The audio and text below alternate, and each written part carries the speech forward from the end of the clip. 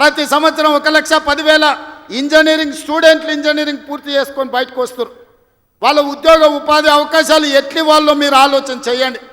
వాళ్ళ నిరుద్యోగులుగా రోడ్ల మీద వదిలేద్దామా, ఆవారగాళ్ళు అయిపోయి తల్లిదండ్రులకు భారమై గంజాయి డ్రగ్స్కు బానిసలను చేద్దామా? ఈ తెలంగాణ సమాజ యువతను మీరు ఒక్కసారి ఆలోచన చేయండి. ఆ భూమి నేను తీసుకుపోను, శ్రీధర్ బాబు గారు తీసుకుపోరు, ఉత్తమ్ కుమార్ రెడ్డి గారు అసలే తీసుకుపోరు. భూమి ఏమన్నా సాపలాక చుట్టి సంకలు పెట్టి తీసుకుపోయేదానే? మేమేం చేసుకుంటామే? తిరిగి పరిశ్రమలు పెట్టి పరిశ్రమలలో ఉద్యోగాలు ఇవ్వాలన్నదే కదా మా ఆలోచన. ఆ ఆలోచనకు ఎందుకు అడ్డం పడుతుండ్రు? 10 ఏళ్ళు మేము సరైన నష్టపరిహారం ఇవ్వండి, భూసేకరణ చేయండి అని మేము సహకరించిన ప్రతిపక్షంలో ఉండి నీకు ఆ కనీస పరిజ్ఞానం కానీ జ్ఞానం కానీ ఎందుకు లేదు చంద్రశేఖరరావు గారు అని నేను అడుగుతున్నా. ఉద్యమకారునంటో 80,000 పుస్తకాలు చదివినోన్నంటో అపర మేధావినంటో ప్రపంచంలో నీ అంత మేధావి లేడు, పోటీ పెడితే 1 నుంచి 100 వరకు నీకే ర్యాంక్ వస్తుంది అంటో ఇంత చిన్న లాజిక్ మిస్ అయినవా చంద్రశేఖరరావు? భూమి సేకరించకుండా పరిశ్రమలు నెలకొల్పలేమని నా నియోజకవర్గం మీద ఎందుకు కక్ష కట్టినవని నేను అడుగుతున్నా. నేనేమో 1,00,000 ఎకరాలు సేకరించలే, 4 గ్రామాలలో కలిసి 1,100 ఎకరాలు నేను భూమి తీసుకుందామన్నది. ఇదో ప్రపంచ సమస్య అయింది. ఇంకా నేను ఢిల్లీ అయిపోయింది, ఇప్పుడు చంద్రమండలం పోతాడంట ఆయన. చంద్రమండలం పోయి ఆడ కూడా ఫిర్యాదు చేస్తాడంట. నువ్వు ఆడ తిరిగి వచ్చినా కుట్ర చేసినందుకు మాత్రం ఊసలు లెక్క పెడతావు కేటీఆర్, నువ్వు అది గుర్తుపెట్టుకో. చూస్తూనే ఎంత గుర్తావో ఎగరని అని. ఉయ్యాల ఎంత ఊగినా అక్కడనే వచ్చి ఆగాలి, తెలుసు కదా. ఉర్రికి అటు ఊగొచ్చు, ఉర్రికి ఇటు ఊగొచ్చు. ఉయ్యాల ఆగాల్సి వచ్చినాడు మధ్యలోనే ఆగుతుంది. యాడ్ కురుకుతాడు, ఎంత దూరం ఉరుకుతాడు. ఉరకని అని చూస్తున్నా, ఉరుకులాట ఏందో చూద్దాం కేటీఆర్ దాని.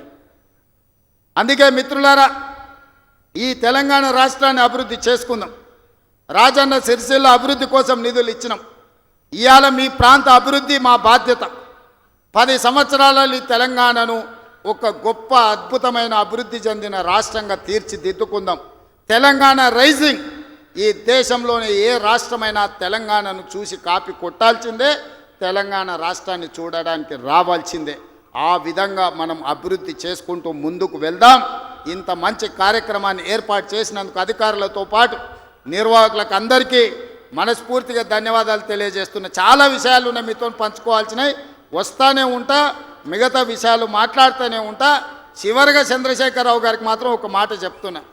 అసెంబ్లీకి రా సామి, రా, వచ్చి కూర్చుందాం. రా, నీ 80,000 పుస్తకాలు ఏం చదివినావు మాట్లాడదాం. ఒక్కసారి రావే స్వామి, వస్తే రోజంతా చర్చ చేద్దాం. చేస్తే ఏందో తెలుస్తుంది లెక్క.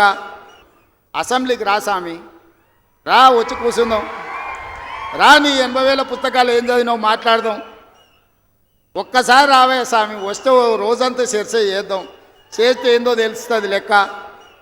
మళ్ళొక్కసారి అదేవిధంగా చేనేత కార్మికుల కోసం పని కల్పించాలని మన స్వయం సహాయక సంఘాల ఎస్హెచ్ గ్రూపులకు 65,000 మంది ఉన్న 65 లక్షల మంది ఉన్నారు. 1,30,00,000 చీరలు స్వయం సహాయక సంఘాలకు సంవత్సరానికి 2 చీరలు ఈరోజు మంచి క్వాలిటీతో ఇచ్చి ఆడబిడ్డల ఆత్మగౌరవంతో ఉండే విధంగా నిర్ణయం తీసుకున్నాం. ప్రతి ఆడబిడ్డలకు 2 చీరలు ఇస్తాం. ఇక్కడుండే మా వాళ్లకు ఓన్లీ పవర్లూమ్ నుంచి కాకుండా మన పాలిస్టర్ అండ్ కాటన్ మిక్స్డ్లో చీరలు తయారు చేయండి. మంచి చీరలు వాళ్ళకి ఇద్దాం.